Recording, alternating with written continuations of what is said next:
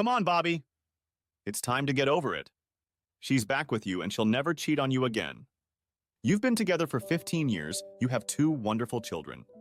You don't want to ruin all that. If you divorce, she will get your boys, and you will both live in poverty.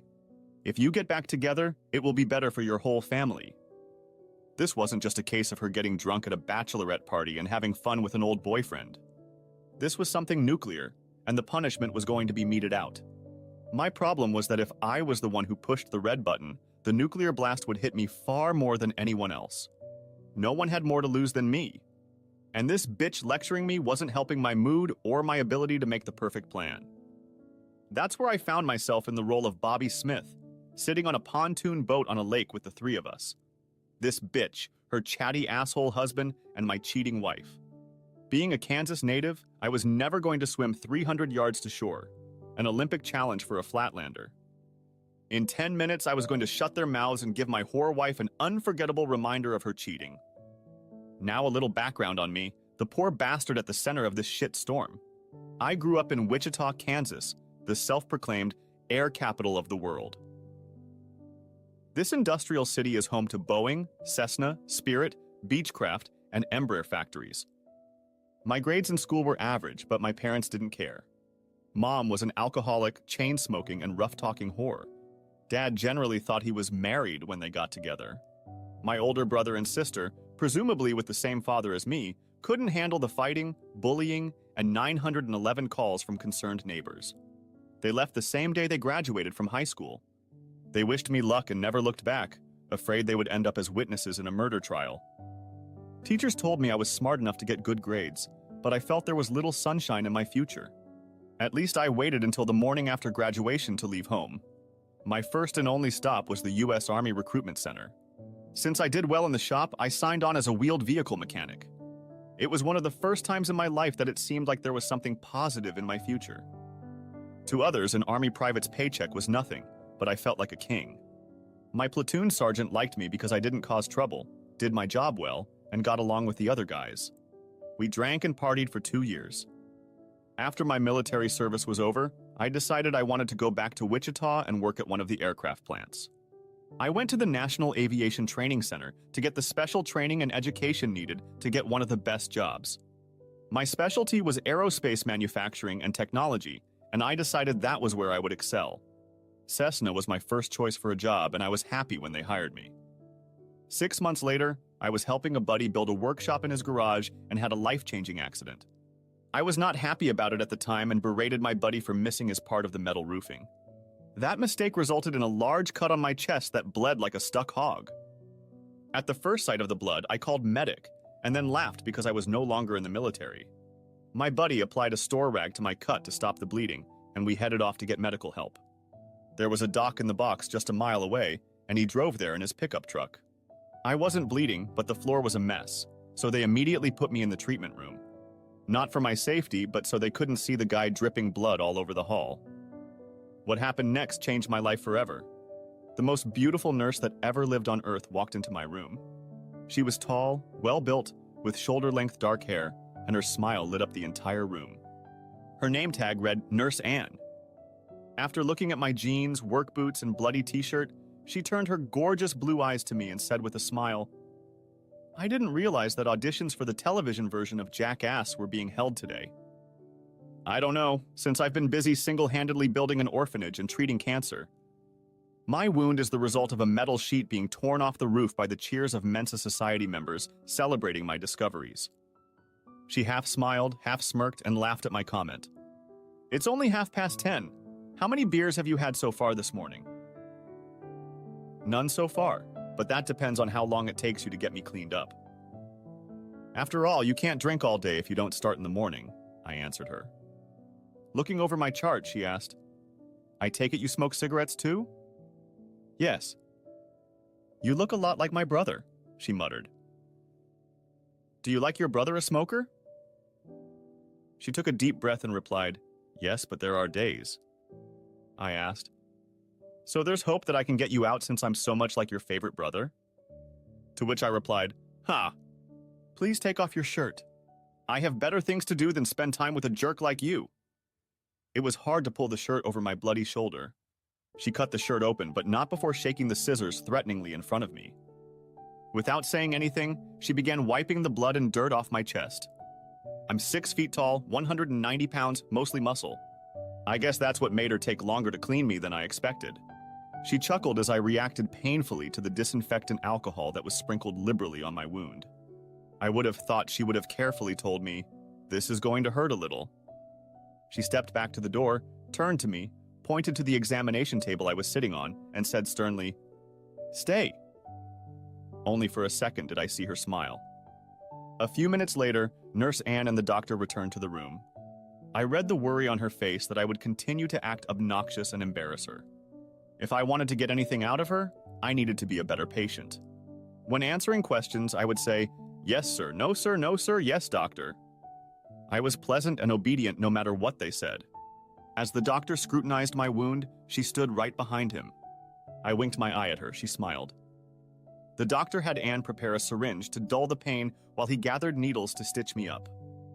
After Anne put the bandage on, the doctor told me, "No strenuous activity. Keep the wound clean and make an appointment in a week for Anne to remove the stitches." Great, I was looking forward to seeing her. He laughed. She blushed, but I was happy. Smirking, he said to me, "We need this room cleaned in 3 minutes. Can I count on you two to finish whatever you need to do in that time?" "Yes, sir," I said, but Anne didn't say anything back. She just smiled. "What time can I pick you up for dinner tonight?" I said with a smile. She thought for so long I thought it was going nowhere. Then she said, 7 o'clock tonight. She had a funny look on her face when she asked, "Red pickup?" "Yes." "Gee," she said and left the room. I headed home to get myself and my pickup cleaned up for the evening. I was wearing clean jeans, a fresh cotton shirt, and nice leather shoes. Anne would have been shocked and disappointed if I had worn anything better than that. Her outfit was identical to mine, only she looked much better in her skinny jeans. More men looked at her cotton shirt than mine. She knew how to work her legs so that a 1'7" woman could gracefully climb into a 3-4-ton pickup truck. After an initial period of awkward silence, the conversation continued throughout the evening. We both told stories of our lives. She was originally from a small town in southwest Kansas that I had never heard of. Her parents and brother farmed and ranched there. I rarely traveled outside of town, so I could only guess what was there. By the time we left the Mexican restaurant, it was getting dark. I asked her if she had seen the guardian of the Plains statue on the rivers. She had no idea what I was talking about, so I took her to the confluence of the Big and Little Arkansas rivers. Where the two rivers meet in downtown Wichita, artist Black Bear Boson created a 44-foot-tall statue of the Keeper of the Plains. Native American lore tells of various tribes gathering at this location for powwows. In the 1870s and 80s, Chisholm trail drovers kept longhorns here before live cattle were loaded and shipped to Chicago for slaughter. I knew this while visiting the Wichita Cow Slaughterhouse, which recreated the Wichita of the 1870s. It was an impressive place at night with spectacular lighting and a bridge over the rivers symbolizing a bow and arrow. She had lived in Wichita for several years but had never been here. We stood on the riverbank and admired the view and all the families that had come here for the night's event. I kept my eyes on the clock, and when it struck 9:44, I moved next to her and gave her a hug. She accepted the offer with a smirk and a wiggle. At 9:45 p.m., 7 bonfires in the river exploded with a huge rumble and 30 feet of gas flames shooting up into the air. This caused Anne to rush into my arms. She was shaking with surprise and fear, until she felt me hold her tightly against my shoulder. She looked up at me and said, "You knew this was going to happen, didn't you?" "Yes." "You don't have to scare me into holding you." "Just ask and I'll gladly hug you," she said with a smirk. After that, we had our first kiss. When the fire pot demonstration was over, we walked back to my pickup, holding hands. I walked her to the door of her apartment, made sure no one else was in it, and turned to leave. "Do you want to stay for a while?" she asked timidly. Timidly, she asked. Timidly, she asked. "I want to stay here for as many years as you'll let me. But I think after our first date, I'd best get home and start looking at my calendar. I need to schedule all the times we can be together over the next month." Anne stepped toward me and wrapped her arms around me. Snuggling as close to me as she could, she said, "This was a special night for me. Be here tomorrow at 6:30 for dinner. The next night I arrived at 6:30 p.m., carrying red roses for my new friend. She opened the door to show off a beautiful yellow dress the color of the sun. She had a funny look on her face when she said, "These flowers are very nice, but I'm just leaving for a date with someone else. I don't want to be late. Could you please put them in water? Oh, and lock the door when you leave. Goodbye." Then she popped out the front door. I watched the flowers wilt in my hand. What had happened here? I found a vase, put water and flowers in it, and went to the door. When I opened the door, Anne was standing there laughing at the look on my face. "You tricked me with the pots on the river last night. I caught you today. Are we even now?" "I guess so until next time," said I with embarrassment. She took my hand and said, "Come on in. I hope you like what I made for dinner." Before starting dinner, she offered me a choice of wine or beer. I chose beer. We laughed about last night and how much we enjoyed each other's company. We both knew where we would end up later that night. It was the room adjacent to the living room. A lamp was already glowing softly on the night table. It was hardly due to the fact that the cat was afraid of the dark. She was so nervous that she kept apologizing if I didn't like the food. Finally, I grabbed her hands and said, "Stop it. I like the food and the way you made it. Don't ever apologize unless I say I don't like it. But remember, if your hands touched it, I will like it. Okay?" That made her feel a lot more confident and excited about my presence. We had a wonderful dinner, laughed a lot, and discussed the important things in life. For the next 3 months, we were together every night and all weekend. It was time for me to meet her parents, and I felt a little awkward as I had no family in my life. I felt like I was in an orphanage, so it could be an interesting weekend with her family, who had lived on the same ranch for generations. The plan was to leave right after work on Friday afternoon and return to Wichita on Sunday night. Starting my pickup, I asked Anne for directions to her family's ranch. She replied, "Drive west from Wichita 2.5 hours to get to Wyatt Earp Boulevard in Dodge City. Drive west on Wyatt Earp Boulevard until you reach El Capitan. It's a bronze longhorn steer in the middle of the street. At El Capitan, turn south left onto City Guys. If you go past Boot Hill, then you've gone too far. Once you head south, keep going until you cross the Santa Fe Trail. There, turn west off the paved road and wake me up." You're messing with me again. What are these directions? Where's the address I can plug my GPS into? Why are you awake to direct me? She said, "Bobby, these are directions and landmarks on how to get to the ranch. You're going to make it. You wore me out last night. We need to get some rest. Wake me up when we're south of Dodge City." With those words, she pulled up her pillow and laid her head down, a smile on her face, of course. There were very few stoplights for the next 2.5 hours. I used every one of them to stretch and move around so my legs wouldn't get stiff. After 2.5 hours, I saw the lights of Dodge City. I drove past 2 huge slaughter plants and several large concrete grain elevators until I saw a street sign that read Wyatt Earp Boulevard. Damn, her directions had been correct so far.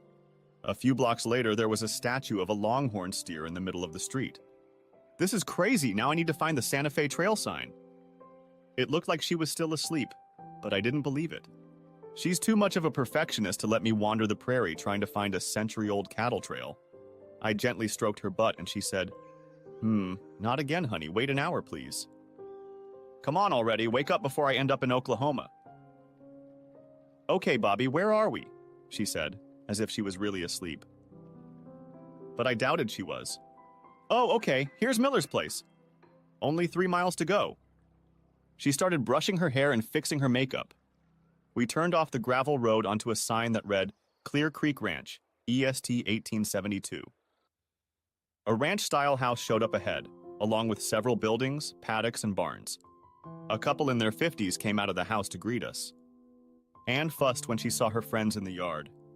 The pickup barely had time to stop before she jumped down and rushed over to her mother to hug her. By the time I got there, she had already hugged her father and kissed him on the cheek. "Mom, Dad, this is Bobby Smith. Bobby, this is Pat and Bill Green." I took off my cap and shook Bill's hand, and Pat gave me a big hug. We went into the house to get dinner. Anne went with Pat to finish things in the kitchen. I, on the other hand, was left with the unenviable task of talking to the woman's father. Of all the women I had been with, I had never been around them long enough to get to know their parents. It was a new experience for me. Bill said. It's a long drive to Wichita. Would you like something to drink? Tea, water, beer, whiskey, or bourbon? Cold water followed by a cold beer would suit me just fine, sir. No need to call me sir, Bobby. To everyone here, I'm Bill. When Bill returned, he said, Ann's brother Gary isn't here today. He had to attend a cattlemen's meeting in Dodge. You will meet him tomorrow.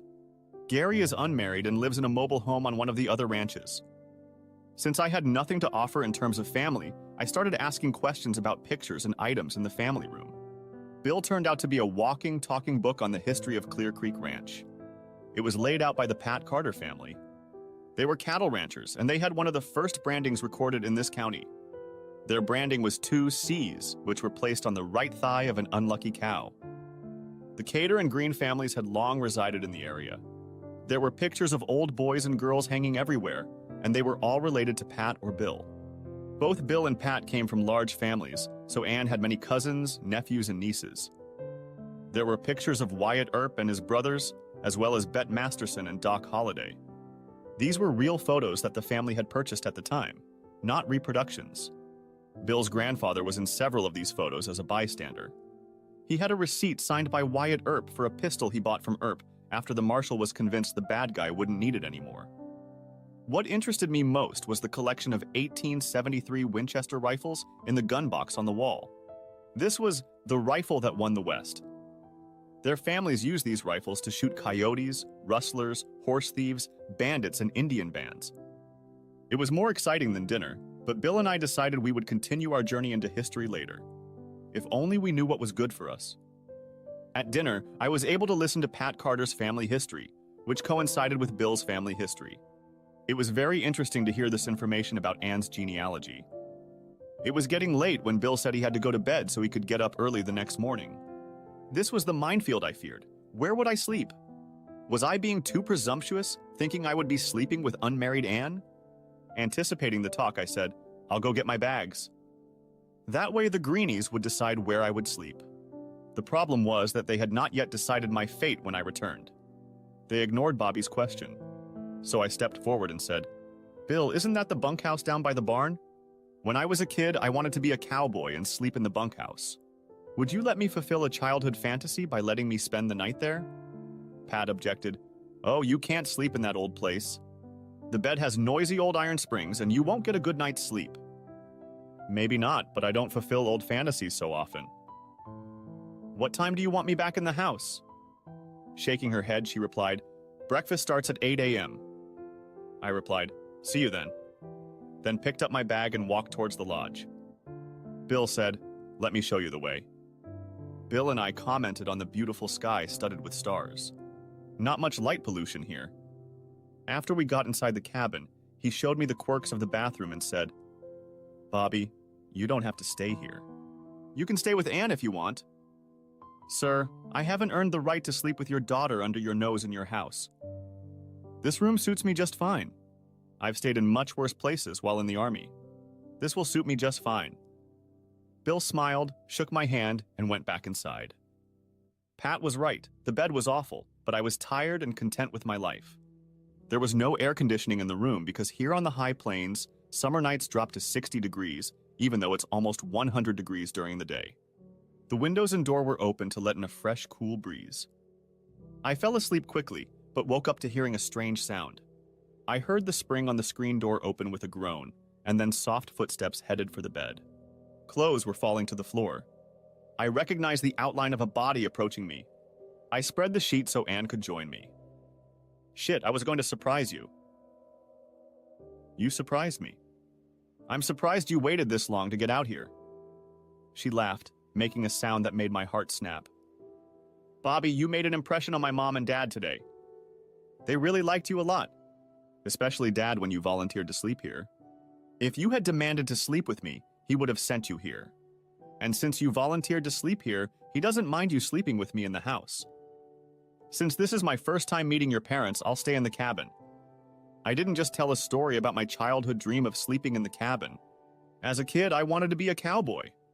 It was an escape for me to imagine myself in the Old West instead of being with my horrible parents. The pictures of your family in Dodge City with Wyatt Earp and others were fascinating to me.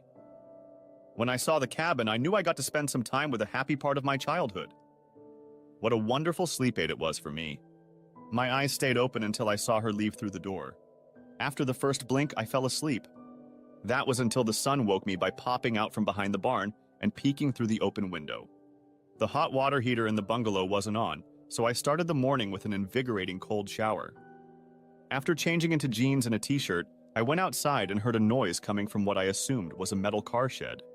I saw a young man trying to change a large inner tire of a large truck. Not to surprise him, I said, "Good morning. Hard work to start the day." "Good morning, that bastard is giving me a hard time." "Can I help you?" "I've done this kind of work before." He quickly replied, "Sure, climb up on the other side and we'll lift him up. Then I'll put the nuts on." Working together made this job short and we were done quickly. As we were crawling out from under the truck, the other guy said, "Thanks, I could have done it myself, but I'd be exhausted for the rest of the day." "My name is Gary." "Glad I could help." "I'm Bobby." "Bobby? I thought your name was Mr. Wonderful, from all the comments I've heard from Anne." Gary smiled as he said this. I laughed at Gary's comments and then said, "I don't know why she says that after all. She's a lot smarter than me. If you don't believe me, just ask her." Gary laughed hard at that. He asked, "If you don't mind, can I ask you one more favor? I need to get this LN 8000 to the shop to repair the hydraulic elevator before harvest. Only on the condition that I get my ass back here in time for breakfast at 8 o'clock. Gary replied, "Fine, do you want to drive my pickup or your own to Dodge?" "Why don't I drive that big car?" "Give me the address and I'll head into town. I'm sure you have other things you'd rather be doing than driving to the store early in the morning." I jumped in the cab, started the 300 GP diesel engine, drove out of the machine shed, and headed for Dodge City. During this process, I watched Gary as he was no doubt unsure of my ability to drive this beast. The radio was already tuned to a local Western music station, so I was able to soak up some local flavor during the ride. Gary left the farm later than I did, but we arrived at the repair shop almost at the same time. On the way home, he said, "Thanks for helping me out this morning. Otherwise, I would have had to call in some hired help. You really know how to drive like our Big Red. Where did you learn that?" "I spent 2 years in the Army as a wheeled car mechanic. We had to have a license to drive all the vehicles we repaired." "How do you use this truck?" "From the last week of June through the first full week of July, we used this truck to haul wheat to those huge white concrete grain elevators you saw as you entered town. We have to hire locals to drive the grain truck so Dad and I can keep the combines running. Anne takes time off work to help Mom cook and deliver meals to all the workers spread out over 10 miles. He continued, "Since Anne's going to be working here anyway, would you like to get a job with us as a grain truck driver? The pay is lousy, the cab has no air conditioning, it's about 100 degrees, we work 16 hours a day, but the food and sense of accomplishment is great. You say it's a great job. How can I resist?" And we both laughed. Gary wanted to know how airplanes were made, and I asked how to grow wheat. We got back to Clear Creek Ranch at 7:30 a.m., so I washed up in the bunkhouse and went to the main house. Everyone seemed to know that Gary and I had gone for a short walk.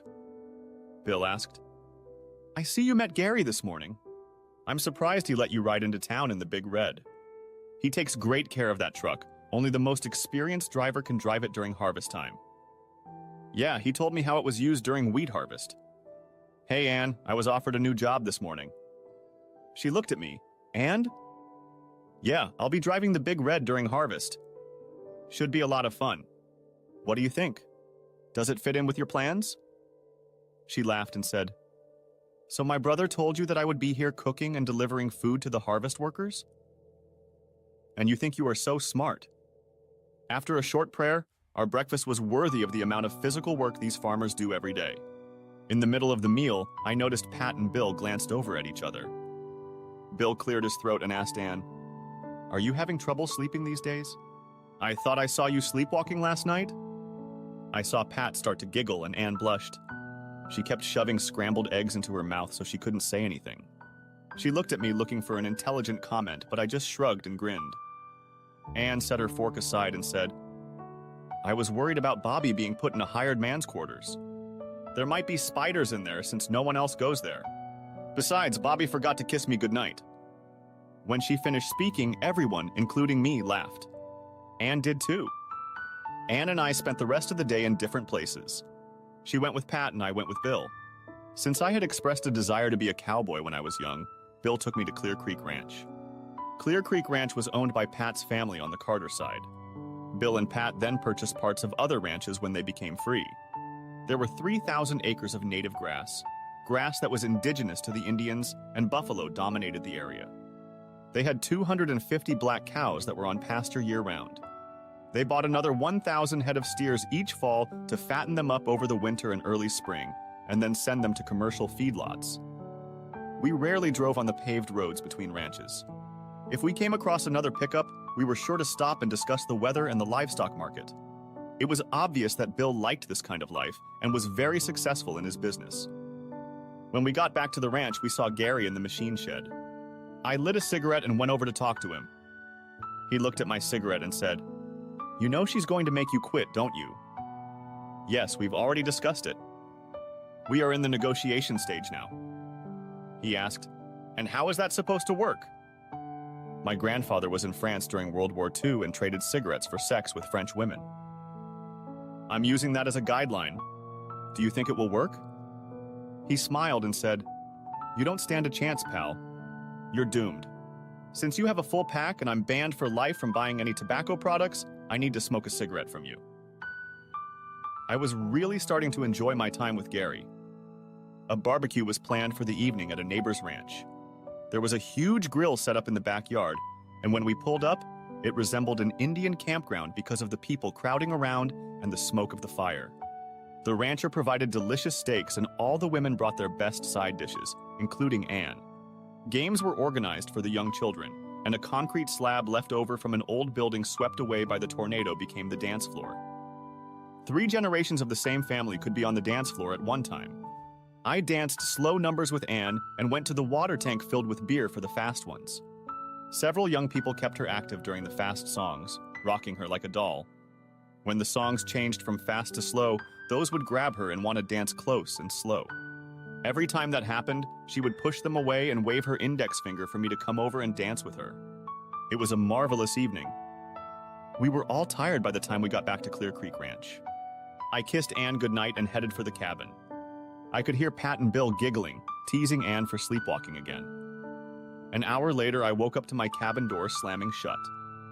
I asked her, "Can you go back to your room or will you stay here with me?" "I'll stay with my man, as long as I can." Then she fell asleep in my arms. Early in the morning, Anne returned to the house without anyone noticing her. Breakfast was again at 8 a.m. and everyone around looked smug. No comment was made about how anyone had slept or if they had slept at all. On the breakfast menu were bacon and pancakes. I was served last, and everyone watched as a plate of pancakes was placed in front of me, along with a thick steak. Bill grinned and said, "I think you need this, son." Everyone but Gary laughed, but I'm sure he'll hear the story later. We attended Mass as a family. I was welcomed as a member of the family. From the way I was treated, I felt that this was the family I had always wanted to be a part of. An orphan who has found a family that loves and accepts him. Late that night, Anne and I headed back to Wichita with bags of food and wonderful thoughts of the weekend we had spent. The only thing we changed was that I moved into her apartment. Another step toward becoming a permanent family. 3 weeks later, we returned to Clear Creek Ranch. Once again, we were greeted with open arms and welcoming smiles. As I carried my travel bag into the cabin, I laughed a lot. The old iron bed had been replaced with a new double bed with a mattress. Pretty curtains hung on the windows and the water heater was plugged in. On a small table was a vase of sunflowers and a note. "Welcome home, son." The main purpose of this trip was the chaos of harvesting wheat. For 2 weeks, farmers had been harvesting the crops planted the previous fall. There was a need to get the grain harvested before a thunderstorm destroyed the crop with hail and wind. Gary and I spent time on the logistics of moving the Big Red to the right fields at the right time. We were ready for harvest, and thanks to everyone's efforts, there were no major mechanical breakdowns. Everything went well and all workers were safe, but eventually ran out of steam. At the end of July, we were able to return to Clear Creek. Friday evening, we spent with family. Saturday, I helped Bill and Gary clean and repair the equipment and machinery used to harvest wheat. After dinner, Anne told everyone that we were going on a night hike to see the Perseid meteor shower. Of course, I had no idea what we would be doing, but whatever it was, we would be doing it on horseback. Anne saddled her mare and I was to get on Bill's mare. Anne saddled both horses and we got on them and started walking down the driveway. After a mile, Anne stopped at the gate, got off her horse, opened the gate and showed me to let both horses through. We followed the automobile trail through the grass. We stopped on a north-facing hillside and looked down at the pastoral view in the moonlight. There was no one around for miles. She opened the bedding behind the saddle, pulled out a fresh blanket and spread it out for us to lie on. She turned to me and said, "This is a very special place on our ranch. This is where great-grandfather found the springs to water his cattle, which is how the family was able to survive." Water bubbled up from the springs in the rocks. My father drilled a pipe and the water flowed into that water tank over there. The Indians thought this place was special too. Even though great-grandfather owned the land, he never forbade the local Indians from coming here. 12 local cattlemen would take one fat steer to the small Indian camp once a year. They also hired some Indians to help round up the cattle in the fall and move them to winter pastures. She continued, "Tonight we will be watching the Perseid meteor shower, which occurs every July and August. As we lay here, we will be able to see 30 to 90 shooting stars. This is the perfect place because there is no light pollution. I have been coming here for this spectacle at least once a year since I was born. My mom and dad also come here on horseback and talk about all the family members who have been here in the last 130 years. She said, "I told the family we were coming here so we could have a chance to be here alone. You're the first man I've ever brought here. Thank you for the honor. This is a really special place. I didn't plan it, but it's so much better than I could have imagined." We turned to face each other, sitting cross-legged, and taking her hands in mine, I said, "Anne Green, will you make me the happiest man in the world by marrying me?" She lunged at me like a snake attacking a dog on the prairie. Fast and deadly. "I'll marry you. Bobby Smith. Whenever but definitely forever, I will be your wife." As we lay cuddled together and looked up at the sky, contemplating what our lives would be like, she jumped up and shouted, "Look!" I saw 1,000 stars, but not what she wanted me to see, so I stood behind her as she pointed to 2 unusually bright stars side by side. Below those stars was a U-shaped cloud. It was a giant-sized emoji smiley face. Anne took it as the universe's approval of our engagement. After a few minutes, the clouds drifted farther away, but we stayed behind to enjoy the beautiful sight. "Anne, would you excuse me for a moment, please?"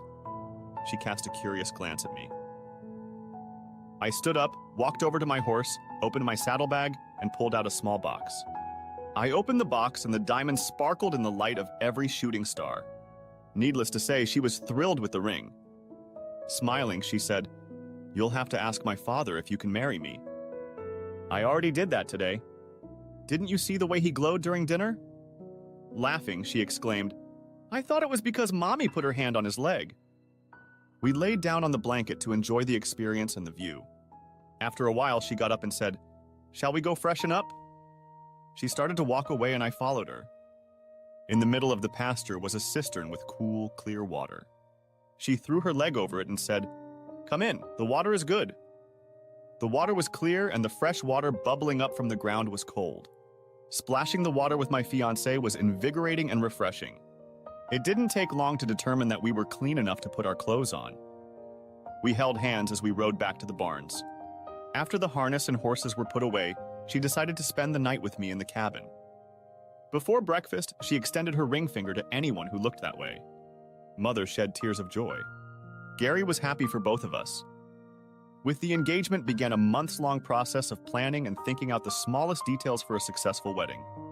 I felt sorry for Pat as my mom was not present for the planning and execution of the wedding. The wedding was held at the neighboring Greens Church.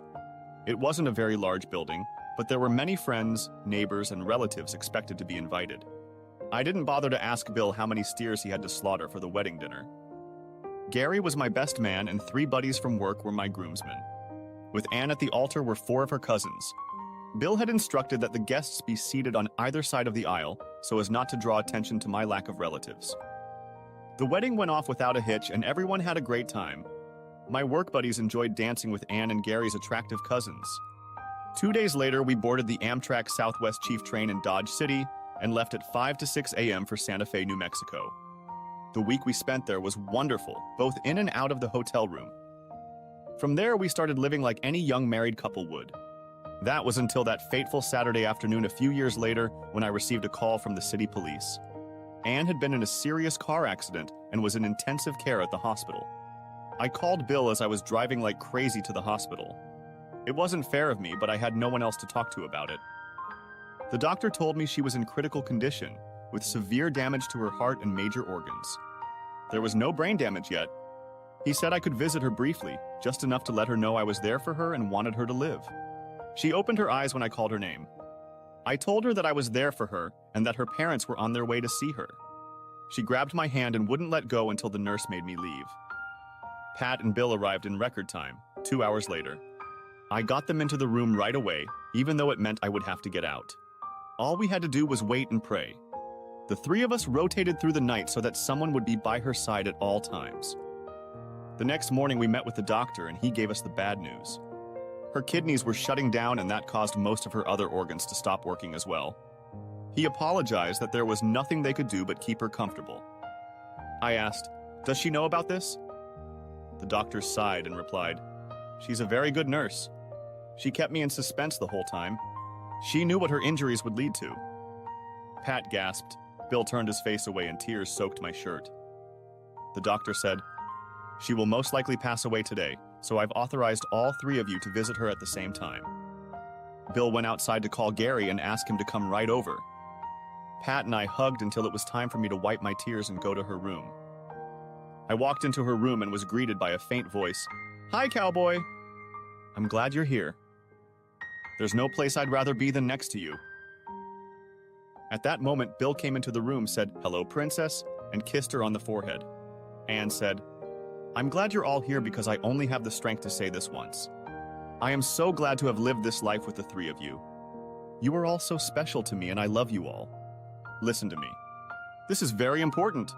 I don't want you to fall into despair and depression when I leave you. Please only think of me in the moments we had fun, not that you miss me. I know you will keep me in your hearts, but don't ruin the future by mourning the past. Bobby, you are my one true love. I want you to love again, get married, and have the children you talked about. Please do that for me. Remember, I will always be a part of you. I will always be by your side. I will be your guardian angel until you join me. Mom, Dad, thank you for everything you have done for me. I love and cherish you. Please do me one last favor. Please take care of Bobby. You are the only family he has right now, and I don't know how my boy will get along without me. I'm really tired. Let me take a nap for a few minutes, and then we can talk again." She squeezed my hand to let me know she was still with us. Her sleep was not restful. She was moaning and mumbling something now and then. About mid-morning, she squeezed my hand hard and then let go. The muscles in her face sagged, and there was no life in her hand. She was no longer there. We asked the doctor to disconnect her from the monitors so we wouldn't worry about her death, and he agreed. The three of us stood and hugged without saying anything.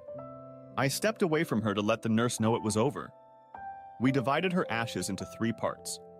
One was buried in their church, one was scattered around the Clear Creek Ranch headquarters, and one jar was combined with mine and scattered at her special place on the hillside. It was a solemn occasion, and the church was full of people. I still stayed in the bunkhouse while we settled all the details. I took an extra 2 weeks of maternity leave from Cessna and spent it at the ranch. I went back to work to reorganize my mind and focus. I traveled to Clear Creek every weekend to help Gary with any projects that required extra labor. This was very good for my mood, as I could almost feel her standing on the porch watching us. Most evenings, I would go to a special place to sit and commune with the spirits that were listening to me. I became more and more involved in the Green family's social activities. Easter Sunday was celebrated in a special place as it was the perfect place to watch the sunrise. I participated in Mother's Day and Father's Day celebrations with Pat, Bill, and Gary. There were several neighborhood barbecues that were fond memories. Gary asked me to join him and his friends for the first day of pheasant hunting in November. Gradually, I moved on, not because I wanted to, but because I needed to. Anne wanted me to move on too. Christmas and Thanksgiving were hard on all of us, but by the end of the holidays, we were back to normal. Gary would come to Wichita every few months and we would go to parties. A year and a half after we said goodbye to Anne, Gary and I were at a bar and dancing a Western in Wichita. Two young ladies, stylishly dressed in short Western-style skirts and cowboy boots, walked past us and smiled. We set aside our glasses of stale beer and asked them to dance. Thanks to Anne's tentative prodding, I was now able to avoid embarrassing myself on the dance floor. Gary and I spent the next hour with Shelley and Kathy. Me with Kathy and Gary with Shelley. Kathy excused herself to go to the bathroom and Gary went to get a drink. Shelley put her arm around me and said, "Dance with me, please." Sure. And we went on stage to a slow song. Shelley said, "I don't like Gary and Kathy says she doesn't mind being with him. I know we just met, but can I spend more time with you? How can I say no thank you to a handsome blonde like you? Don't tell Kathy, but I preferred you anyway."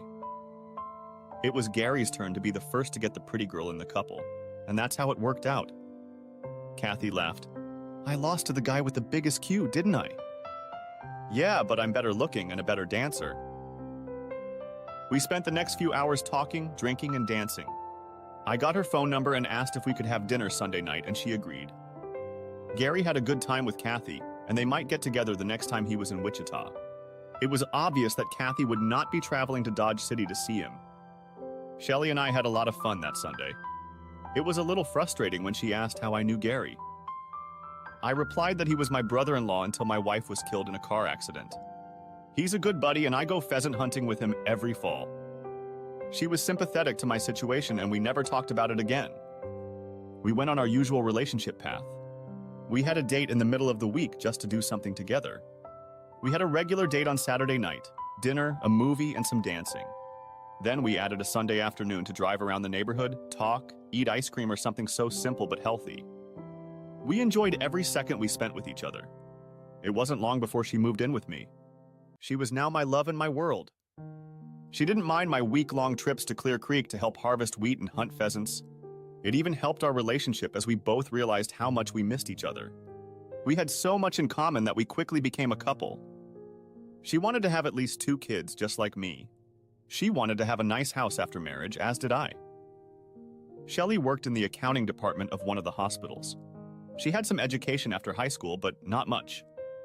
Everything was perfect in our world until one day I came home from work and she was sitting on the couch crying.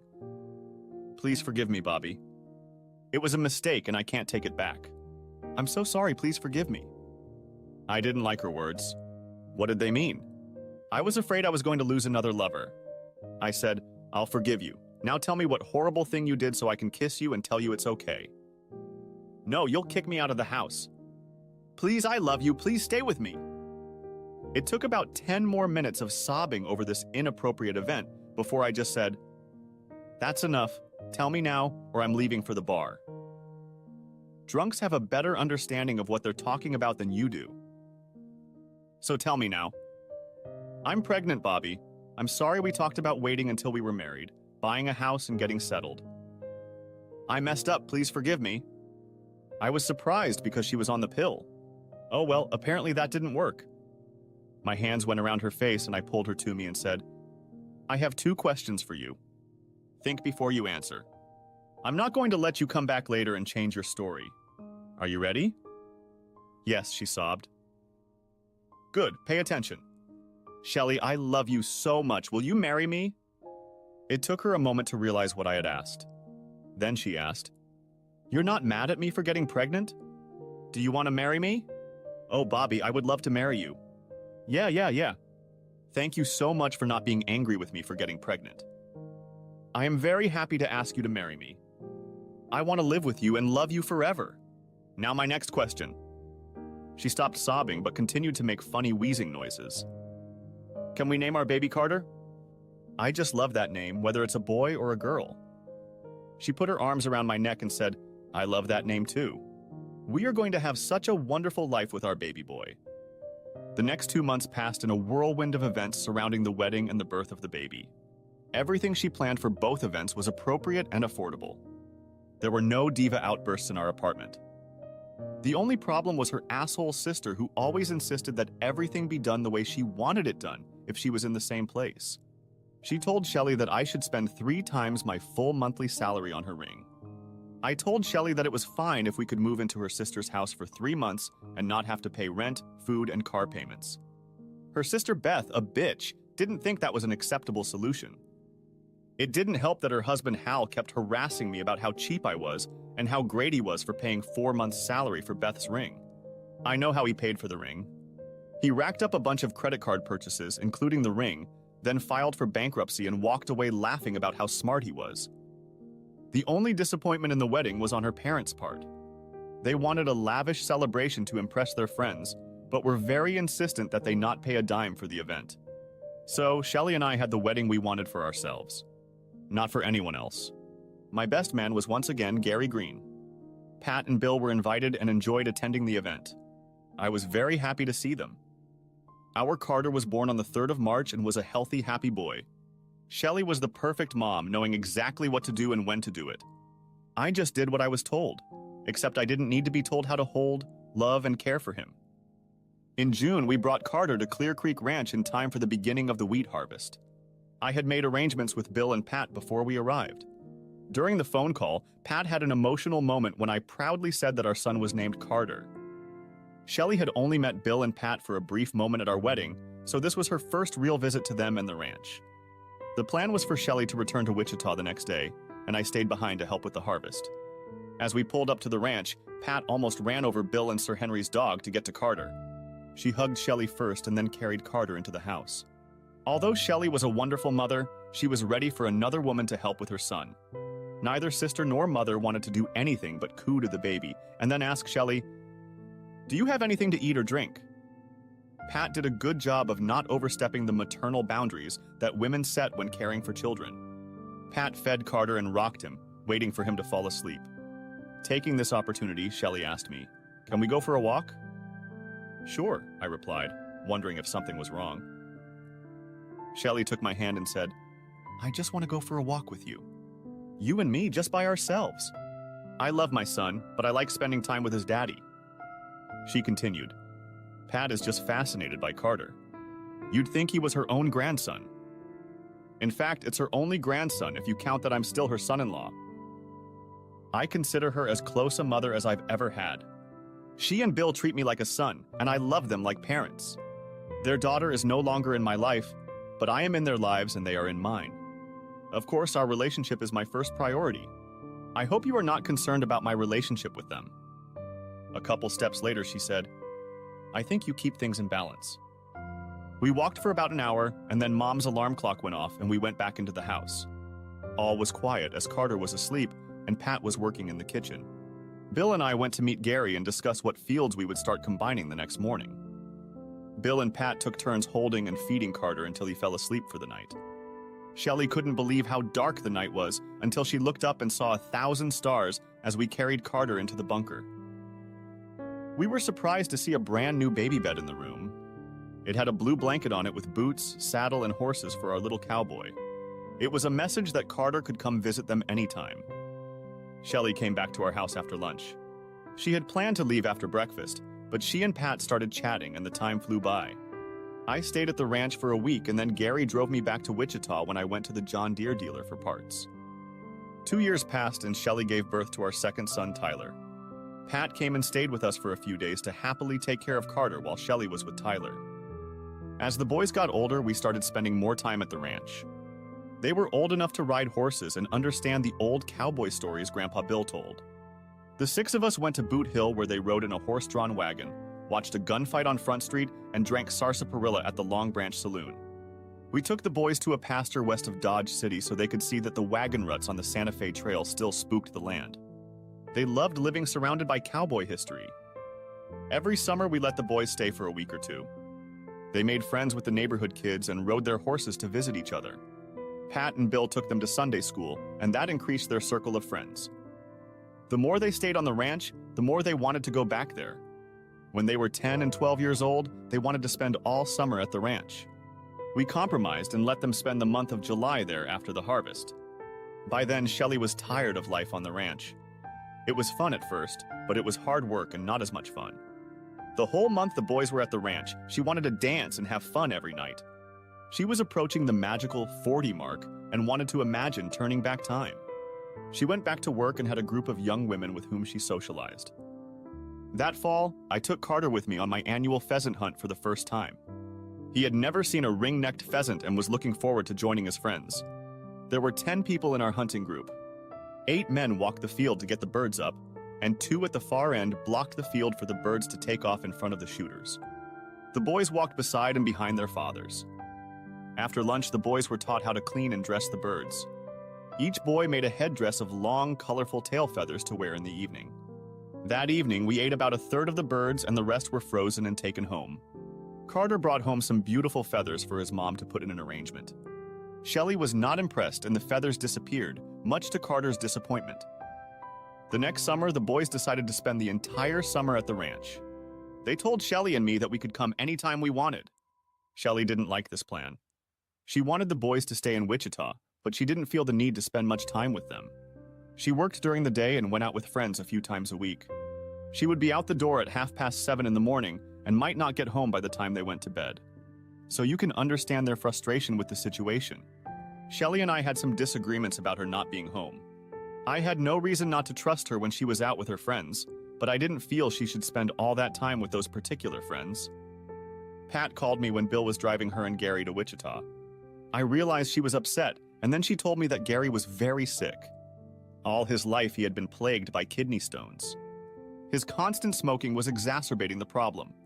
It got to the point where he developed end-stage renal disease and needed a kidney transplant.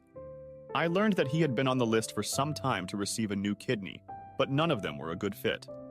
I knew he had this problem, but he didn't give the appearance that it was life-threatening. They wanted to meet with me when they got into town. I went to their doctor's office and asked to see if I could be a donor for Gary Green. The next few days were very stressful for the family. The boys were very concerned about Gary's uncle. Finally, as Gary's condition worsened, they decided that I was the perfect match for him. The transfer was scheduled for the next morning. I visited Gary that evening, and he was overwhelmed with the opportunity to receive the transplant and get on with his life. He thanked me profusely, and I told him that it proved that we were siblings, even though we had different parents. Early the next morning, we were taken to our neighboring operating rooms. I told him, "I'll see you on the other side," as we were separated. Unbeknownst to me, when Gary was brought into the operating room, his heart had stopped and the doctors were unable to restart it. My surgeon had already made the first incision to remove my kidney when he was informed that the surgery was canceled. When I woke up, Pat and Bill were in my room and I asked, "Is Gary's surgery complete?" Pat started crying and Bill stood up, took my hand and said, "Gary died of a heart attack on the operating table. The doctor said there was nothing they could do because his kidneys had stopped functioning. The water entering his lungs and heart was the final blow." We all cried until a nurse came in to give me sleeping pills. On a bright sunny day, the entire ranch for miles attended Gary's funeral. Shelley, the boys, and I sat with the family in the front pew. Shelley took the boys home and I stayed at the ranch recovering from an aborted surgery. Gary was getting ready to take over the ranch, so Bill had to do more work. I was going to spend most weekends at the ranch to help him. Shelley didn't like this decision, as she wanted to maintain her social life with her friends rather than take care of 2 active boys. We disagreed but did not get into critical arguments. One afternoon she came home from work and was as happy as a schoolgirl. She had been appointed to represent her department on the employees committee at work. No extra pay, but prestige and a chance to do something else. The hospital had a connection with a famous soccer player who was to come to the hospital to lead a fundraiser to build a new pediatric wing. Since Lance Belton regularly traveled to Wichita to service his Cessna Citation airplane, his agent agreed to have Lance speak and encourage donors to donate to the hospital. Belton was a receiver for the Oakland Raiders and had a reputation for being a dirty player. Of course, every Kansas City Chiefs fan in town thought so too. At the luncheon, Shelley happened to sit at the head table with Belton. She was also in the group that took him from room to room in the hospital to visit his children. Since his citation was on the Cessna runway, I went to where his plane was departing for Los Angeles. I saw Shelley and her friends canoodling with Lance and he was enjoying it, kissing and hugging all of her friends. I tried to get closer but wasn't allowed as the jet engines were ready to start and people were being pulled back. Lance hugged Shelley and gave her a "thanks for showing me around" kiss. He took her hand and started pulling her toward the airplane. She resisted, but her girlfriends pushed her forward all the way to the airplane ramp. The door closed and the engines roared to life. There was no way I could get to the plane, so I called her on my cell phone. She answered and said, "Hi, honey, guess who's flying to Los Angeles for dinner tonight? The plane has to be in St. Louis tomorrow, so I'll be dropped off on the way back to my next stop. I'll see you tomorrow," and then hung up. I ran up to her friends and asked what was going on. They laughed and said, "Shelley is going to have the best night of her life, flying on a private jet and joining the Mile High Club." Having worked in the airplane business, I knew what it was like to be entertained at altitudes above 1 mile. It was a shock to me. Why would she want to do that? The girl saw my desperation and teased me about being cuckolded by an NFL star on his private jet. One girl said, "Tomorrow she'll go back to you in your boring farm life, but this is a night she'll never forget." That's right, she'll never forget the divorce that will ruin her life. That got their attention, and one of them said, "This is a big deal for her. Don't spoil that pleasure." Very few women get the chance to spend the night with a professional soccer player in his private jet. She deserves to have some fun. Just get over it. I hope she has fun, because it's going to be hell for her when she gets back to my house. I then left as I didn't need to hear anything more from these sluts about what my slut wife was doing. I stopped at Home Depot and bought a dozen different sized boxes to load her shit into. I took an Uber to take her to the airport and took her car home to load the boxes into it. She would have to drive herself home. Later, I got a text from Shelley. It was a picture of Shelley kneeling in the aisle of the airplane. The caption was, "Hi, Bobby, having a great time. Wish you were here." I received another text with the photo. The text was like this: "I am now an official member of the Mile High Club. Invite me to dinner tomorrow night to celebrate, okay? Someplace really nice." The next morning, I called my boss and asked if I could take a few hours off to take care of important business. He allowed it, and I called the guy who advertised divorce attorneys the most on TV to make an appointment. The guy I met with wasn't a big boss, but he was a young man who seemed smart and had a good understanding of what happens when a wife cheats and the husband wants a divorce. He said, "It's a simple math equation. She gets 90% of the assets, and you get 10% of what the two of you had. In addition, since you have 2 sons, you will be paying her 35% of your paycheck for child support. I have looked at your tax returns and pay schedule, and you are both just making ends meet right now. In the event of a divorce, you'll be paying the same bills so that she lives in your house, and you get what's left over, which isn't much." He continued, "Bobby, you'll need a second job to pay your rent and have some cheap food. Since she will only get a portion of your paycheck, extra things for your boys will be hard to get. Things like sports uniforms, camps, and bikes will be unnecessary, and you both won't be able to buy them. She can live in the house with your boys. You'll be paying the mortgage." I lamented, "So I'm totally screwed. Is there anything I can do?" He said, "Put your ego on the shelf and wait until the boys are at least 14 years old. Then they can choose who they want to live with. From what you've told me, they'd rather live with you. Then divorce her. It will still be expensive, but you won't have to pay child support. Your salaries aren't that far apart, so alimony won't be crippling. Here's a battle plan for you. Don't yell, scream, or threaten her. That will only strengthen her position in court. Buy a small tape recorder and record every meaningful conversation you can. You can kick her out of the house for a few days, but she has rights to the house. She can return to it by court order, so don't lock her out. Do not engage with her until she has undergone a full and humiliating battery of STD tests." Continuing, he said, "Using history as an example, if she cheated now, she will definitely cheat again. We will use that to our advantage. You cannot use cheating as a reason for divorce. However, if she wants to get back with you, demand a prenuptial agreement stating that anyone who cheats, including you, will get nothing in the divorce and will have custody of the boys. Now you have 2 ways out of this mess. Neither of them will be quick or easy. I'll work with you on any specific clauses you want to include in the agreement, if that's the route you take. You have to walk a fine line to make it sound like you don't want her back, but at the same time, we'll let her come back with a post-nuptial agreement. So be careful. If she gets a good lawyer because you pissed her off, you could be in a difficult position for a few years, so be careful. If she decides she doesn't want to go back to you, you'll be giving me and her most of your paycheck for years." My first thought was, thank you for doing nothing. Now, my main goal in life was to protect my boys from becoming victims of the divorce war. I had to do everything I could to get custody of them. Their mother was a whore, and I had to get them away from that selfish bitch. If I had to play the role of the smug, cuckolded husband, I would do it for the short term. It wasn't what I wanted, but it was the only thing I could do to rid them of her. As I cooled down, I realized I would take his advice, but only after I told her how much she had hurt me. I loved her and she did this to me. Last night I was tempted to destroy everything of value that belonged to her. It's a good thing I didn't. I swore she would be destroyed, but I had to hold my horses. In basic training in the army, we were taught that the greatest test of patience is to wait until the enemy is unknowingly in ambush range before opening fire. I needed to make 2 ambush plans, as Lance's wife Lance would be ambushed as well. I got home from work a little before she arrived. As soon as she walked in the door, she got angry and asked, "Why did you run my car home instead of coming to meet me? Didn't you get my messages?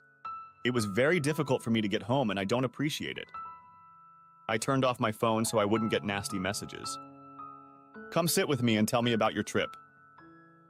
I moved to a padded chair so she couldn't sit next to me. She said cheerfully, "It was a great trip. The takeoff was fast and hot. We gained altitude very quickly. The pilot was flying south of Denver, so I was able to see both the sunset over the Rocky Mountains and the lights of Denver. It was breathtaking to watch the land go by. I had a great time. You're going to like Lance. He's a great guy. I was talking to your club girlfriends and they told me you were going to become a member of the Mile High Club during this flight. Did you become a member?" Her face froze for a second as she thought of what to say. She asked, "What is the Mile High Club?" "You know, it's a club one joins after doing it in an airplane at an altitude of more than 1 mile. "So you're a member of that club now?" Stammering, she replied, "Oh God, no!" Lance was a real gentleman. He knew I was married to a fine man and wouldn't cheat on him. "Why did your friends tell me you were going to join the Mile High Club and you said you didn't know what it was?" Gathering her thoughts, she replied, "I don't know why they said that. Nothing like that ever happened." "So you didn't have sex with Lance?" She replied sternly, "No, I did not, and I resent that question. Do you think I'm lying to you?" "Did you kiss him?" She quickly replied, "Yes, just kissed him on the cheek." "Then let me get this straight. The only time you kissed him was a peck on the cheek. You didn't know about the Mile High Club. You didn't plan to have fun with an NFL star on his private jet when you flew to Los Angeles. You did not have sex with him or anyone else during any of the airplane rides. Is that correct?" She sat up straight and said, "It's true. I'm not lying to you. I love you and I resent you doubting me." "I'm sorry, darling. Instead of doubting your honesty, let's look at the pictures sent to me from your cell phone." A concerned expression appeared on her face, and she tried to get up to go into hiding when I said, "Here, dear, is a picture of you and Gentleman Lance. Or isn't that you in the picture?" With the blood draining from her face, she said, "Oh my God. Where did you get that?" "Oh, Bobby, I'm so sorry. It's just awful." She fell to the floor in a puddle, sobbing and sobbing. I sat still as a rock, letting her realize the implications.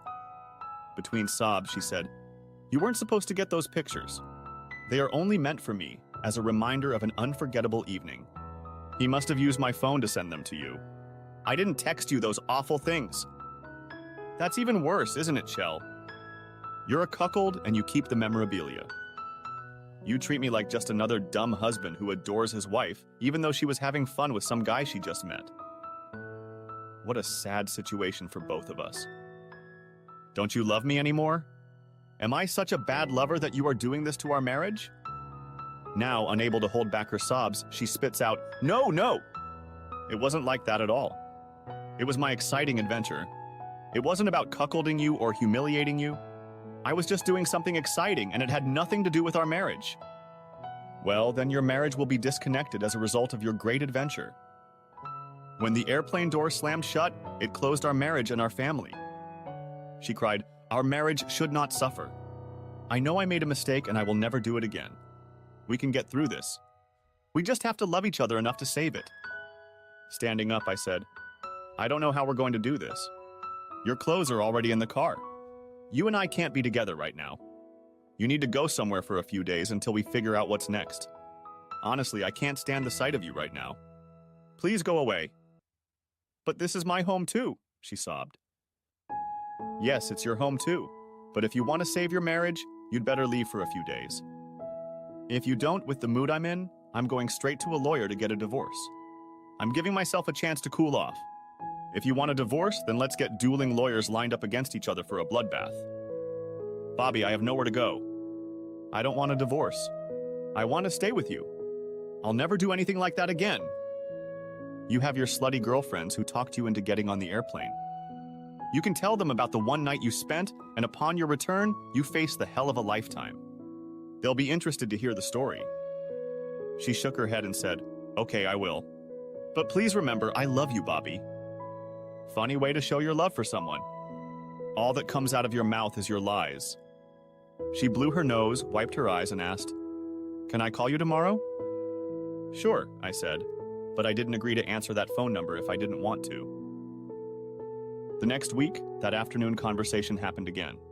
She said she loved me and wanted to get back together. I said I was having a hard time just accepting her nasty crap back into my home. That evening, I proceeded with my plan to balance the scales. It took 3 evenings to complete the project. I texted Shelley and suggested we go out to dinner and talk about everything but our marital problems. She gladly accepted my invitation. Every word we spoke was checked by the person we were talking to, see if it was a veiled threat or an excuse. She wanted to go back to our house, but that wasn't going to happen. We parked outside her friend's apartment and I said we had something to discuss. She searched my face for good or bad news. "Shelley, whatever happens to our marriage, you need to get tested for STDs. For the sake of your health and taking care of the boys." She replied, "That won't be necessary since both boys have been good, clean men." I'm not going to trust our son's health to your opinion of good, clean guys. If you don't pass the test, I'll get a restraining order to keep you away from them. She took it as concern for our boys, not humiliation. Although that was exactly what I had planned. "Since you told me nothing but lies about your airplane ride, I want to see the results of those tests. You're going to have to work hard to get me to trust you again. Do you understand?" "Yes, I understand. If circumstances had been different, I would have done the same thing." 2 days later, she called and wanted to come home for a few minutes. I agreed and opened the door when she knocked. With all the shame she was feeling, she handed me the tests. The tests came back positive for syphilis and chlamydia. I was thrilled, but I couldn't show it. This made me very much better at getting a prenup. All I could say was, "Oh, Shelley," but I said it very sadly. She tried to hug me, but I pushed her away and said, "Not until you're clean." Blood-filled eyes looked at my face. She nodded and tearfully walked out the front door. The next time I saw her, she came inside to show me her clean STD test. It was very hard for her that this had happened, and she was no longer so insistent on asking me to get back together. She suggested I go to the lake with some friends for a change of scenery and topics of conversation. I agreed as I was ready to take a shit on her. That's how we got to where this story started. I turned to Shelley's nasty sister and said, "Shut up! The more you open your filthy mouth, the less I want anything to do with anyone in your family. Shelley, tell her to shut up or you and I won't be talking until Christmas." At this, Shelley walked over to her sister and said, "Shut up about it. You're only making it worse." When the noise on the boat subsided, I got up and said, "I'm going for a swim to cool off." With those words, I pulled off my shirt and heard Shelley gasp. "Oh my God," she exclaimed. On the left side of my chest was a large tattoo in the shape of a bright red heart. At the top of the heart it said, "My one true love." Shelley thought I did it to prove my love for her. Instead, inside the heart were 3 letters, Anne. I stood there watching her vomit overboard. She stood up, walked over to me and touched my heart. "How could you do this to me?" "I could ask the same thing of you, Shelley. How could you do this to me?" She stammered, "How could I look at it when you're making love to me?" "The same way I can look at you with a tattoo in your head? You cheating on me right on board an airplane." "What's the worst of it? Now you can feel my pain? Now I can be the one who says, just get over it." That was the end of what was supposed to be a neutral meeting. Shelley and I began marriage counseling, and it was all the same conversations we'd been having for weeks. No resolution to the main problem between us. She now has a clean bill of health and wants to move back into the house. I told her I agree, but we need to get a prenup so we are clear on what we expect from each other. I met with a lawyer and laid out my demands to him. My wording was, in exchange for Bobby not filing for divorce because of Shelley's infidelity with Lance Belton and others, Shelley agrees to the following. First, never talk about Lance Belton or any contact she had with him and others on his airplane. This includes trying to humiliate Bobby with unfavorable comparisons to Belton. Second, Shelley will not engage in any written, verbal, or electronic correspondence with Belton. Third, Bobby agrees to never call Shelley derogatory comments. Fourth, both parties will make an honest attempt to repair their relationship after Shelley's infidelity. Fifth, Shelley will be tested for HIV/AIDS at 3-month intervals for 9 months. Sixth, both parties agree that if either party comments on the cheating, she will relinquish all rights to ownership of the home, joint accounts, custody of the children, and child support.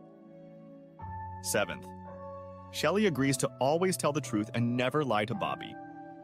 My attorney told me that this is a very demeaning post-nuptial agreement, and if Shelley has adequate legal representation, it will be rejected. I told him that in my opinion, she was willing to agree to everything I listed. He polished up the agreement to get another $1,000. I presented it to Shelley and she readily signed it. I could have included a clause in the contract that she would not socialize with her promiscuous friends. I didn't because I wanted to give her a chance to cheat on me again, and then I would cut her out of my life. She wouldn't have the opportunity to turn my sons against me. She was glad I helped her move her things into the house. There are only 3 bedrooms in our house, and the boys each have a bedroom. A dilemma arose as to how we should sleep. We wanted to present ourselves in a good light to the boys, but I didn't want to sleep next to her. Once again, I was looking at the end goal of cutting her out of my life rather than the short-term pain of sleeping next to her. I hoped that my Anne tattoo on my chest would prevent any contact with me. I would leave Friday night for Clear Creek and return home Monday morning, which eliminated 3 of the 7 nights with her. The remaining 4 nights I had to endure. I turned her down, saying, "Not yet, let's take it one step at a time. Let time help us heal from this," I lied. One morning, I needed to deliver a part to an airplane undergoing maintenance on the airfield, and I saw IT. It was Lance's asshole airplane. I walked over and talked to some guys I knew in that hangar. They confirmed that it was his airplane and he was in it. I decided to call the plane late that night and see what I could do to make his life, or what was left of it, miserable. I knew I couldn't handle him as man-to-man, or even as a man with a heavy wrench with a man. He was a big, strong man. Thoughts of shooting him or disrupting an airplane landing crossed my mind, but I would miss my boys sitting in jail. Still unable to come up with a plan, I returned to the hangar at 9 p.m. to see if there were any weaknesses I could exploit. I was surprised to see a light in the cabin, but the door was bolted shut. I found a rolling ladder and squeezed in close enough to see what was going on in the cabin. There he was, sitting at his computer. Now I had a plan. I videotaped what I saw and went straight to the police station. They were fully armed and called a judge to get a search warrant that same evening. I went with them on the raid to show them where his plane was and how to get close to it without him noticing them. When the police were on the scene, I backed off as I didn't want him to know I was involved. The police pounced on him from all sides. 2 police officers on a rolling ladder videotaped his computer before ripping the cabin door off. He resisted, but a couple stun blows with a stun gun and he went quiet.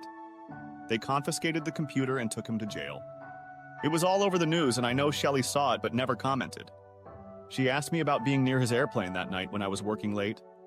I shrugged and she said, "I hope Lance rots in hell." Me too. Since he had his own airplane and plenty of money to flee the country, he couldn't go free. It's not easy for perverts like him to make friends in prison. Influenced by Shelley's whore friends as well as my rejection, it wasn't long before she was caught cheating again. Not a soccer hero, not a TV star, just a horny bartender who got her drunk on alcohol. He was joined by a few guys and somehow the video got on the net. She had to go back to the clinic to get rid of her STDs again. My attorney had assessed her correctly. She was going to cheat again and now I had her on my radar. After I showed Shelley the video, she collapsed in her chair. I didn't need to say anything, I told her. "Call your whore friends and have them come and get your shit out of my house." The next day, 3 women showed up to help Shelley move the stuff out. I didn't want to miss this outcome. Plus, I didn't trust them not to take and destroy my stuff. I was the center of their smug anger. The bleach blonde growled, "You'd have to be the biggest jerk in the world to push a woman who loves you out into the street." Laughing, I said, "She got the opportunity to entertain someone else however she wanted, but she promised not to. She knew the rules and she screwed up her marriage. Now she has to deal with the consequences. At the airport, you told me, get over it. That's how I'm going to get over it. By kicking her ass out of my life and out of my marriage. A disgruntled expression appeared on her face because she knew I was right. We were to meet at my attorney's office to sign the divorce, gift, and custody papers. Shelley had brought her attorney with her to contest everything we had already signed. He ranted, huffed, puffed, and exclaimed, "This post-nuptial agreement is an outrage. It's just a humiliating tirade by a bitter, vindictive man. It's worthless." My lawyer looked at me and then said, "You are right. This agreement is demeaning to both sides. It is disgusting and offensive. But as disgusting as it is, it's still legal. That's what you and I do every day. Take something shameful and disgusting and make it legal. So let's get it over with." I left the meeting and Shelley sobbed and wailed in the conference room. My house, my children, my marriage. Please don't take all of this away from me. I won't have anything left. Please, I'm begging you. Please. That's probably the last I'll hear from her. I hope so. Carter and Tyler started talking to me about moving permanently to Clear Creek. I wasn't opposed to it, but I needed to talk to Pat and Bill first. Shelley disappeared from my life and I took the boys to Clear Creek on Friday night. I told Pat and Bill the whole story and the fact that we were now divorced. They were very disappointed in Shelley, but were glad that their 3 boys were not badly hurt. That's right, we were now their 3 boys. As we drove through the pastures, Bill and I discussed that we would move to a cabin and I would become a Clear Creek employee. Bill smiled his wise smile and said, "Interesting that you bring that up. Pat and I have discussed it before and have been meaning to talk to you about it. We'd be glad to have you 3 guys stay at the ranch." We shook hands and continued our conversation. The next afternoon, I was particularly dirty after working at the store, and Pat came out to check on me. I was holding my shirt under the water faucet to clean it and make it cooler when she walked into the store. She stopped for a moment, stared at me, and silently started walking toward me. Stopping about a meter away from me, she placed her hand on my tattoo. The one tattoo that proclaimed that her daughter was my one and only love. She hugged me, sweaty, smelling of perfume. She said softly, "She was so lucky to have a man who loved her so much." Yes, I did love her and I miss her very much. She turned and walked back into the house, holding a tissue to her eyes. When the boys were out of school, we sold the house in Wichita and moved into the bunker. Both boys had their own rooms and the 3rd room became a TV family room. We didn't need a kitchen since Pat did the cooking. Shelley kept in touch with the boys via email and phone calls. I had absolutely no contact with her. Carter was old enough to drive with a limited license to run farm errands. It was amazing how many places he could find to run farm errands. Both boys enjoyed interacting with the neighborhood kids. Amber Reynolds' name seemed to come up in conversations about where Carter went and who he was with. I asked him, "Do you know her parents?" He replied, "Yeah, she's one of my teachers, and her dad was a veterinarian but died 2 years ago. And her mom is awesome." It was an encyclopedia of information gleaned from Carter. Toward the end of the summer, the neighborhood ranchers had their annual barbecue. I knew most of the ranchers now, so I felt at home at the party. Standing by the beer tank, I saw a woman looking the other way, whom I mistook for Anne. It couldn't have been her, but she looked just like her. I started to move towards her and she turned, saw me, and smiled. I smiled back and realized she was of Hispanic descent, and definitely not an Anne clone. Someone touched her arm and she turned to speak to him. I walked away, glad I hadn't embarrassed myself. A short time later, Carter and Amber asked me to stop by their house and meet her mother, Emily. I readily agreed. It turned out that the Hispanic woman was Amber's mother. Up close, she was a very pretty woman with facial features similar to Anne's. We found common ground and continued to communicate after the children left us. We even danced together a few times. As we were leaving the concrete dance floor, I saw Pat walking toward us. She was walking under the arm of another woman, and they both had big smiles on their faces. I said to Emily, "I wonder what Pat has on her mind right now." Emily replied, "How do you know Pat?" "She is my mother-in-law and I live in their cabin with my boys." "Then you must be he!" she almost shouted. "What's he like?" I stuttered. "The one who married Anne. I was Cousin Anne's maid of honor at your wedding. The woman with Aunt Pat is my mother, Mary Hernandez. Mary and Pat are sisters. My goodness, so that's why your son's name is Carter, isn't it?" She called out to her mother, Mom! Mom! It's him, Mom, Anne's husband. I finally found him. Emily turned to me and said, "Let me look at him." "See what?" I asked. The tattoo of love for Anne. "Please let me see it." I undid the buttons on my shirt. Then she put her hand on the tattoo and an electric charge ran through both of us. A very strong connection developed between us. We both looked into each other's eyes and realized we were connected. Pat said, "I see you have finally found each other. We were hoping you'd do it on your own so you wouldn't think we set it up." Out of nowhere, I realized we were holding hands. Pat grabbed me by my unbuttoned shirt and turned to Emily and said, "You and Anne were just alike. You can't help but try to undress that man." We all howled with laughter at her comment. I wasn't trying to create a new Anne, and she wasn't looking for a clone of her late husband. We truly began to care for and love each other for who we were, not what we lacked in our late spouse. The following July, Emily and I rode our horses to a special place to observe the Perseid meteor shower. It was a place she was very familiar with. As we sat on the blanket, cuddling together, I reached into my pocket and pulled out a small box. "Emily, my love for you is so deep in my soul that I need to be with you every day. Marry me, please." "Oh, Bobby, I really want to marry you. You are the best man for me in the whole universe." We kissed and lay on our backs to hold each other, knowing that where we went next would be special to us. Suddenly, she called out, "Look!" It was again, the first time I had seen it since I proposed to Anne. 2 stars in a cloud smiling broadly. Epilogue. Bobby and Emily got married that fall, and Bobby moved into Emily's house. For the first time in almost 20 years, no one lived in the cabin. That was until Cater earned a university degree in animal science and production management and moved into the bunkhouse. He enjoyed the privacy, especially when Amber came to visit. A year later, Carter and Amber reunited the Smith and Carter families. When they had children, they moved into Pat and Bill's home when they moved into the town's senior living community. Bill still drives to Clear Creek every day to watch over and reminisce. Tyler comes to the ranch for wheat harvesting, pheasant hunting, and the holidays. He has a girlfriend with whom he lives in Kansas City, where they both have jobs. Bill and Pat have provided funds for their 2 grandsons to pursue higher education. Both boys will visit their mother for holidays and birthdays. She married a man who retired from the U.S. Post Office. The boys believe she is happy now. Lance Belton pleaded guilty in lieu of trial because he did not want the investigation into his criminal activities to continue. He was sentenced to 12 years in a place he didn't like. Pat and Bill transferred their interests in Clear Creek Ranch, Inc. Bobby, Carter, and Tyler, 33.3% each. Clear Creek pays Bill a consultant's fee to meet all of their nursing home needs.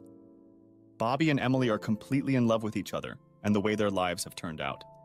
They have both been through pain and grief, but they have found a way to push it aside. Bobby's tattoo didn't discourage Emily. Even though he had her cousin's name on his chest, she happily tells her friends that she's tried to ignore it 1,000 times over the years with Bobby, but it doesn't embarrass her one bit. Thanks for watching. I hope you enjoyed it, so subscribe to my channel and watch the next video.